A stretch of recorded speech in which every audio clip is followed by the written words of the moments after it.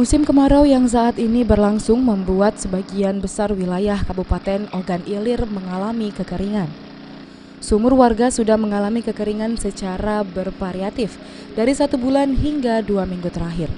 Sumur warga yang mengalami kekeringan inilah menjadikan berkah tersendiri bagi pemilik jasa sumur bor.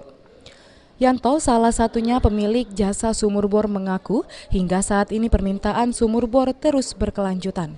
Permintaan untuk membuat sumur bor ini dirasakan meningkat 100% sejak 1 bulan terakhir. Sebagian besar yang meminta jasa sumur bor merupakan kebutuhan rumah tangga yang sudah mengalami kekeringan. Namun tidak sedikit perkantoran dan perusahaan swasta juga meminta jasa sumur bor. Sedangkan untuk harga ditawarkan menurutnya bervariatif, dari tarif rumah tangga berkisaran 8 hingga 9 juta rupiah. Sedangkan untuk perkantoran dan swasta lebih sedikit mahal dibandingkan untuk rumah tangga. Biasanya dengan kedalaman 25 meter hingga 40 meter, sumur bor ini sudah dapat dialiri air. Ya, Tapi kalau per minggu ya ada 2 kadang. Kalau di daerah Indralaya bisa 2 hari, 3 hari.